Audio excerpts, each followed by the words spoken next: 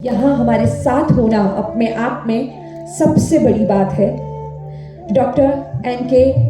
Sharma sir विश्वविख्यात प्राकृतिक चिकित्सक, आहार विशेषज्ञ एवं रेकी ग्रैंड मास्टर। वे विश्व की विशाल रेकी संस्था रेकी हीलिंग फाउंडेशन के फाउंडर चेयरमैन हैं। अब तक विश्व भर में लगभग 8 लाख से ज्यादा लोगों को रेकी में पारंगत कर चुके हैं। भारत में 42 सालों से वे अपक्वाहार का आंदोलन चला रहे हैं। उन्होंने 20 साल अपने अस्पताल में बगैर आग के आहार पर बड़े बड़े महारोगों पर सफल प्रयोग किए हैं। वे भारत के सर्वप्रथम ऐसे कैंसर विशेषज्ञ हैं जिन्होंने अब तक 18,500 से ज्यादा कैंसर के रोगियों पर काम किया है।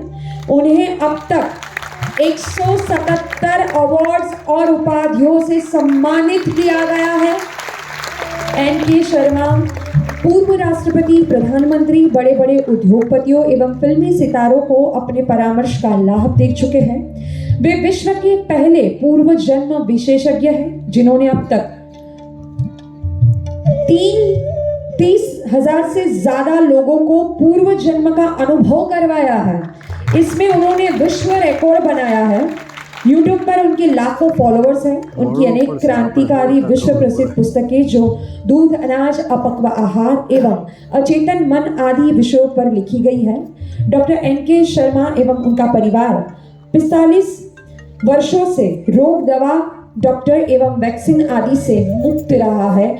इनका यहाँ होना अपने आप में सबसे गर्वान्वित बात है। मैं डॉक्टर एन.के. शर्मा सर से विनती करूंगी, सर आप मंच पे आए और कृपया हमें आपकी वाणी का लाभ दें।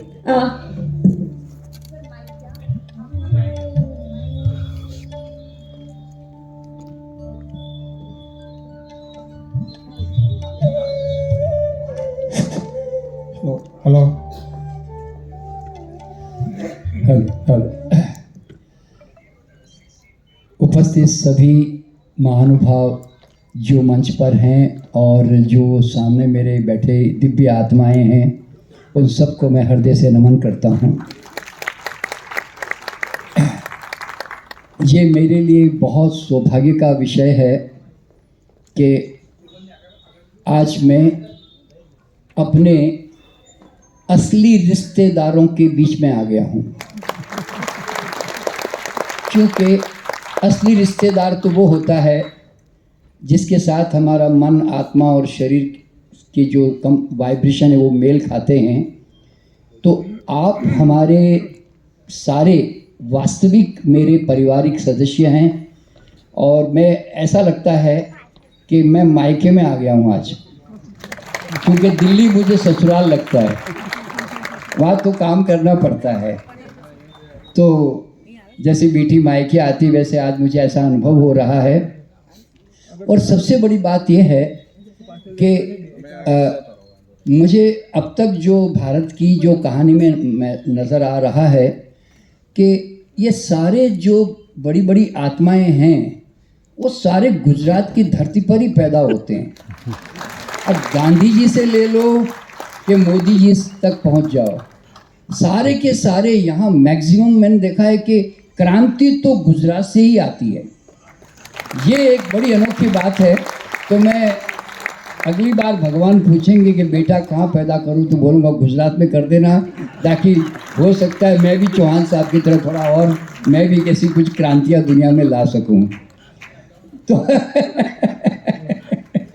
तो वाकई में, और लकीली मैं गुजरात में स्वराज्य आश्रम बारडोली में यहाँ 2 साल रहा हूँ, तो इसलिए मुझे गुजरात के प्रति बहुत प्रेम और बहुत मेरा आकर्षण भी है इसके प्रति। तो खैर बहुत ज़्यादा तो आप लोगों को मैं क्या बातें करूँगा, क्योंकि आप सब लोग जो हैं सारा ज्ञान समझे हुए हैं। तो मैं सिर्फ इतना ही कहना चाहूँगा कि हमने करीब 40-45 साल पहले डॉक्टर विगमोर आई थी यहाँ पे बम्बई में, और उन्होंने 1982 में एक कैंप ऑर्गेनाइज़ किया था। तो उसके बाद से मुझे रॉ फूड के बारे में मुझे काफ़ी जानकारी मुझे उनसे मिली। फिर एक डॉक्टर सांवला भुज में थे, उनके यहाँ पर मैंने उनका नर्सिंग होम संभाला और उसके कारण वहाँ पे रॉ फूड से मेरा परिचय हुआ। और मैं स्वयं भी खैर पहले भी रॉ फूड का तो अनुभव कर चुका था। तो उसके बाद में फिर तो खैर रॉ फूड का जो आंदोलन है वो एक प्रकार से मैंने बम्बई में यहाँ 5 साल हॉस्पिटल चलाया और दिल्ली में 15 साल। तो उसमें किचन हमारा फायरलेस किचन था। मेरे किचन में आग नहीं थी, बस जैसे हमारे कालूरा भाई के घर में जाते हैं तो उनके गैस पे लॉक लगा हुआ था, वैसे मेरी भी किचन में कोई फायर का कोई लेन देन नहीं था। तो इसलिए रॉ फूड के ऊपर बड़ी बड़ी बीमारियों पे बहुत अच्छा उसका अनुभव देखा है। और उसके बाद दिल्ली में जाकर भी हम लोगों ने बहुत इसका प्रचार प्रसार करने की कोशिश भी की। आपको जानकर के खुशी होगी कि राज्यसभा लोकसभा के 400 से ज़्यादा एमपीज़ को हमने एक अनोखी दावत के नाम से हमने एक कार्यक्रम किया था दिल्ली में, जिसमें सब कुछ टोटली 100% अनकुक्ड दावत थी उसमें। और वो उनको विश्वास ही नहीं हुआ कि आज हम ऐसा खाना सचमुच में खा सकते हैं और हमें मज़ा भी ले सकते हैं। तो उन्होंने उसका आनंद लिया और हमने 400 लोगों को खिला भी दिया और हमने राष्ट्रपति को भी खिलाया। वाजपेयी जी भी हमारे घर पर आकर इसका आनंद ले चुके हैं। और तो इस तरह से हमने कोशिश तो बहुत की है वहाँ पर कि नेचुरल अनकुक्ड फूड जो हैं लोगों के जीवन में पहुँचे। और सबसे बड़ी बात तो मेरा ये मानना होता है कि आप स्वयं उदाहरण बन जाओ, लोग आपके पीछे अपने आप चल पड़ेंगे। तो इसलिए हमारे अपने परिवार में हमारे अपने बच्चों को हम लोगों ने काफ़ी नेचुरल वे से हमने उनको मतलब जहाँ तक हो सके रखने की कोशिश की है। आपको जानकर के ये भी हैरानी होगी कि जब मैं बॉम्बे में हॉस्पिटल चला रहा था और मुझे जब डिलीवरी का समय आया तो मुझे मालूम था कि मैं बम्बई में रहूँगा तो ये डॉक्टर लोग मेरा गला काट देंगे, मेरे मतलब ये काटे बिना सीजरियन के बिना निकालेंगे नहीं बच्चा। तो मैं ना बारडोली में उस समय पहचान थी, बारडोली चला आया। वहाँ पे सर्वोदय हॉस्पिटल में सिर्फ 300 रुपये में बड़े आराम से नॉर्मल डिलीवरी करवाई। तो कहने का मतलब क्या है कि इस तरह से कोशिश तो ये रही कि आज के इस ज़माने में अपने आप को बचाकर चलें और जहाँ तक हो सके नेचुरल काम करें। और हमारे बच्चों को हमने कभी आज तक बीमार नहीं पड़ने दिया। मेरा ये मानना है कि बच्चे बीमार होते नहीं हैं, उनको बीमार करने की सुविधाएं पैदा कर दी गई है या माँ बाप पैदा कर देते हैं।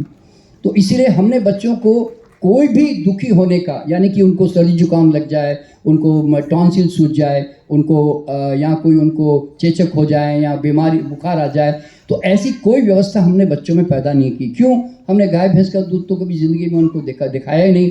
और बचपन से हम उनको 2 साल तक माँ का दूध पिलाते रहे और भरपूर दूध भी आया, क्योंकि हमने उसके लिए हमने ऐसी नेचुरल लाइफ कोशिश की थी जीने की। और उसके बाद में बच्चे बड़े होते गए तो 3-4 जब तक दांत नहीं आए हमने उनको अनाज भी नहीं दिया। तो इसके कारण जो है बच्चे बड़े स्वस्थ रहे, कभी पता ही नहीं चला कि मेरा अभी तक अनुभव ये है, मेरे ग्रैंडसन भी है इस वक्त, तो मैंने ये देखा कि 1 मिनट भी रात को बच्चा रोता नहीं है, सिवाय पेशाब या कोई उसको मूत्र शौच करना हो तो, वरना नहीं तो वो रोता नहीं है। तो मेरा ये मानना है कि बच्चे रोते नहीं हैं, क्योंकि बच्चे को रोने के लिए क्या पड़ा है, वो तो हमारे हाथ में है। तो उनको रोना पड़ेगा तो उनको यहाँ तो कुछ चाहिए, जिद करनी तो अलग बात है, वरना नहीं तो मैंने देखा कि बच्चे रात को कभी नहीं रोते, बड़े आराम से रात को सोते सुबह ही उठते हैं। तो इतना आराम मैंने देखा है इस जीवन में, इस सब चीज़ों में। तो और आज यही बस विद्या जो है हम लोग लेके चल रहे हैं। तो इसमें हमारे देखिए हम लोगों ने तो बहुत, जैसे कहते हैं कि एक मिनिमल काम किया है और बहुत ज़्यादा तो हम 100% तो नहीं हम इस पे इतना वर्क कर पाए। लेकिन चौहान साहब ने जो ये एक प्रकार से जोत जगा दी इसकी पूरे भारत में और विश्व भर में, ये अपने आप में बहुत यानी कि अविश्वसनीय है। अविश्वसनीय मैं क्यों कहता हूँ मालूम है? क्योंकि रॉ फूड खाने वाला जो आदमी है ना, वो इन सारे समाज रूपी शराबियों के बीच में वो एक अजीब सा आदमी लगता है। क्यों? मैं आपको बताना चाहूँगा कि मैं एक बार मेडिकल मिशन सिस्टर में, मैं केरला में वहाँ पर मैंने वहाँ पर लेक्चर देने गया था पादरियों के बीच में। तो वहाँ हॉस्पिटल में मुझे रुकवाया गया, तो सारे वो कैंटीन में मुझे सुबह वहाँ नाश्ते का समय आया, तो मैंने बोला भाई कोई फल वल है क्या?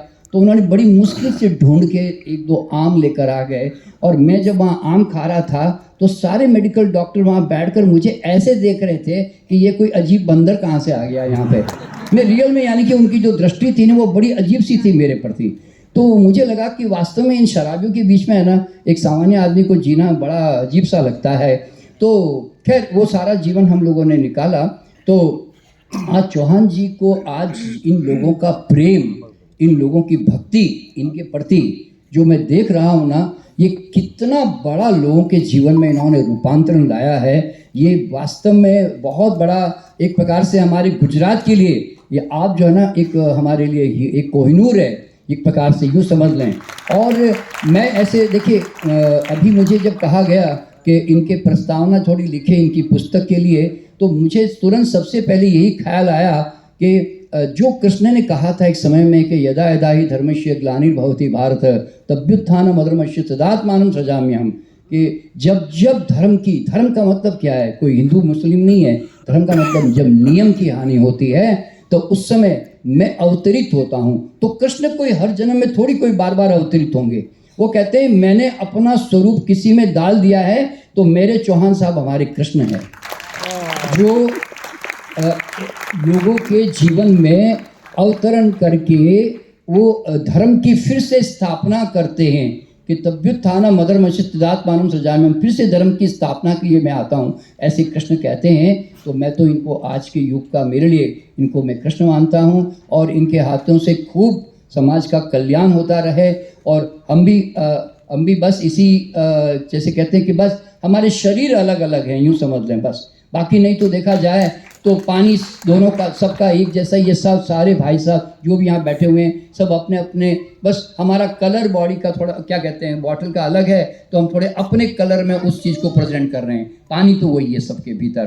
तो इसीलिए चलिए इस दुनिया को स्वस्थ बनाएं, सुंदर बनाएं, और सबके जीवन में जो है ये घर घर जो है ये आहार की पद्धति जो है ये पहुँचे। और साथ ही साथ में कुछ समाप्त करने से पहले कहना चाहूँगा कि मैं जब से इस क्षेत्र में काम कर रहा हूँ और मैं क्यों रेकी में हूँ, थोड़ा मैं ये बताना चाहूँगा कि देखिए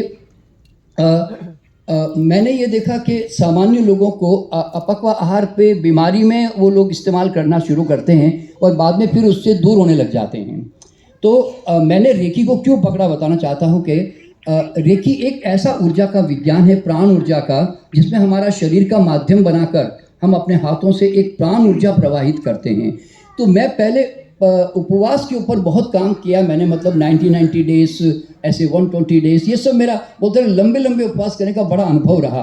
तो मैंने देखा कि उपवास क्यों करते थे, क्योंकि जीवनी शक्ति का ह्रास होने से बचाया जाए और जीवनी शक्ति अर्न की जाए, उसके लिए कंजर्व की जाए, उसके लिए उपवास करना था।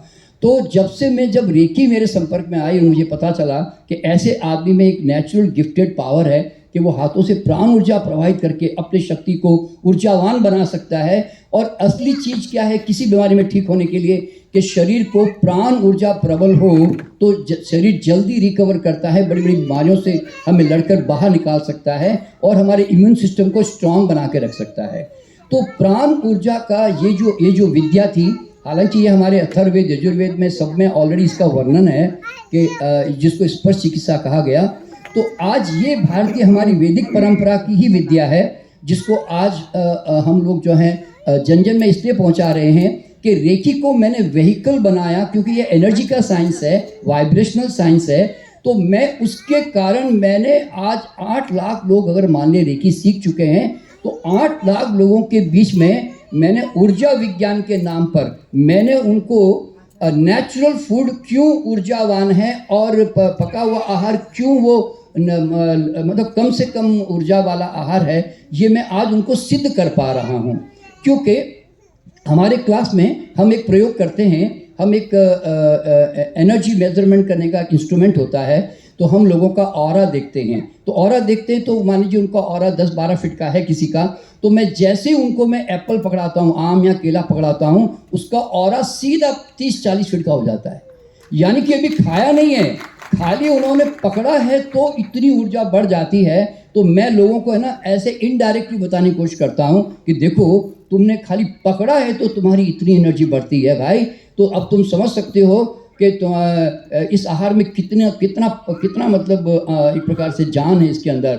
और उसके बाद जब मैं उनको ब्रेड पकड़ाता हूँ, उनको मैं कोको कोला पकड़ाता हूँ ना, कोको कोला पकड़ते ही उनका और अगर 12-15 फीट का था सीधा 3-4 फीट का हो जाता है। ब्रेड पकड़ाते ही 4-5 फीट का हो जाता है। बिस्किट पकड़ाता हूँ और डाउन हो जाता है। तो मैं लोगों को है ना साइंटिफिकली मैं इस आहार की जो वैल्यू है वो मैं उनको देख कर उनको जो है बताने की कोशिश करता हूँ। और साथ में मेरे पास एक ऑरा स्कैनर है ऑरा के फोटोग्राफ लेने के लिए, तो मैं उनको फोटोग्राफ करके बताता हूँ कि देखो एक एप्पल थी, एक टमाटर था, कोई भी था, उसको हमने फोटोग्राफ लिया तो इसकी इतनी प्रबल ऊर्जा आई, लेकिन जैसे ही मैंने उसको सिर्फ 15 मिनट कुक किया, ज़्यादा नहीं, उसके बाद उसकी एनर्जी सीधी 10% हो गई बस सिर्फ। यानी कि मैं लोगों को कहता हूं कि कुकिंग करते ही इमीडिएटली प्राण ऊर्जा का ह्रास यानी कि नाश हो जाता है, और फिर हम वो कमजोर प्राण ऊर्जा वाला आहार, थोड़ी ऊर्जा 10% होती है लेकिन वो प्राण विहीन आहार हम लोग जो है फिर ले रहे होते हैं। तो मुझे है ना लोगों को ज़्यादा बोलने की जरूरत ही नहीं होती है कि why you should go for natural raw food. मैं उनको कहता हूँ ये देखो प्रत्यक्ष साक्षात वैज्ञानिक प्रमाण है कि भाई कि आप प्राणवान आहार खाओगे तो शरीर प्राण ऊर्जा से चलता है वास्तव में। तो इस तरह से रेकी में आने का पर्पज़ यही था कि रेकी को व्हीकल बनाकर मैंने लोगों को जितने मेरे विद्यार्थी हैं आज वो रॉ फूड के समर्थक हैं, उनको पालन करते हैं और रॉ फूड जो है उनके जीवन में पहुंच गया इस तरह से। तो मैंने ना इन्होंने तो डायरेक्टली सीधा लोगों को पहुंचा दिया, मैंने इनडायरेक्टली लोगों को किसी का माध्यम बनाकर मैंने लोगों तक पहुंचाने की कोशिश की, यूँ समझ लें। तो इसीलिए आज ये आहार जो है हम जो ले रहे हैं इसका एक शारीरिक स्तर पर हमें लाभ मिल रहा है, ध्यान रखना। और आत्मिक स्तर पर देखिए अभी हमारे शरीर में 7 एनर्जी बॉडी है, जिसके अंदर पहली एनर्जी बॉडी है फिजिकल बॉडी। तो हमारा आहार जाकर डेफिनेटली प्राण ऊर्जा हमारे फिजिकल बॉडी पे काम तो कर रहा है, लेकिन हमारे 6 और शरीर बाकी हैं, भी ध्यान रखना। तो इसीलिए और इसके जो हमारे कारण जो है ना पता नहीं किस शरीर में, मेंटल बॉडी में, कि इमोशनल बॉडी में, कि साइकिक बॉडी में है, कि कोई और कई शरीर में होते हैं। तो बीमारियां ठीक करने के लिए मैंने ये अनुभव किया कि हर स्तर पे हमें काम करना पड़ता है। कारण सिर्फ हर जगह पे सिर्फ खान पान ही काम नहीं होता। हमने देखा कि माइंड सबसे बड़ी चीज़ है। मैं ये देखता हूँ कि if you are healed from here तो then you are healed from your body. अब जब तक यहाँ तुम्हारे चेतना नहीं आती ना, चेंज नहीं आता ना, तुम्हारे बॉडी में कोई कभी परिवर्तन नहीं आएगा। मेरे पास कोई जब मरीज आता है ना तो मैं उनको एक ही बात कहता हूँ कि भाई आज तू एक्सरसाइज नहीं करता, आज तू खाना ढंग से चॉइस नहीं करता, तू मतलब तुझे दवाई खाने का शौक आता है, तो इसका मतलब है कि तेरे अंदर एक बिलीफ है, एक वो बिलीफ सिस्टम जो बन गया ना कि बीमार है तो दवा तो खाना पड़ेगा ना, बीमार है तो नहीं ये तो पका हुआ तो थोड़ा खाना ही पड़ता ना, दुनिया में आए सब, ये सब जो आपके बिलीफ बन गए बचपन से। मैंने कहा कि हमने तुझे समझा तो दिया और तू समझ भी गया, लेकिन तू घर जाके ज़्यादा देर तक कर नहीं पाएगा। क्यों? तेरे यहाँ पे परिवर्तन नहीं आ रहा है, तेरे बिलीफ पे परिवर्तन नहीं आ रहा है। तो मैंने कहा जब तक तुम्हारे अंदर एक कोर बिलीफ में ये परिवर्तन नहीं आएगा कि मुझे मेरे शरीर को सही आहार देना है और मुझे एक्सरसाइज करनी है या मुझे ध्यान करना है, तब तक तो है ना ऊपरी टेम्परेरी जब तक बीमार है तो करेगा, बाद में शायद नहीं कर पाएगा। तो मैंने कहा यू चेंज फ्रॉम हियर। और कारण जो है सिर्फ ध्यान रखना शरीर पे, खान पान पे नहीं है, हमारा मन, दुनिया। मैं मन को सबसे प्राइमरी रखता हूँ। क्यों?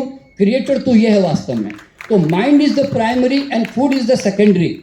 तो इसी और उसके बाद फिर और भी जो बहुत सारे कारण होते हैं ना जिसको हम शायद नहीं ध्यान दे पाते हैं। देखिए लाइफस्टाइल तो है, साथ साथ में एनवायरमेंटल एनर्जी। याद रखना आप किस तरह के वातावरण में आप रहते हैं, उसमें कई तरह की नेगेटिव चीज़ें हैं, चाहे वास्तु हो कि चाहे रेडिएशन हो कि चाहे जियोपैथिक स्ट्रेस हो। ऐसे ये भी, क्योंकि मेरे कई कैंसर के मरीजों को मैंने उनके जियोपैथिक स्ट्रेस वाले घर से उनको बाहर निकाल कर मैंने उनको बाहर किसी आश्रम में भेजकर उनको मैंने ठीक किया है, क्योंकि उस घर में वो ठीक ही नहीं हो सकते थे।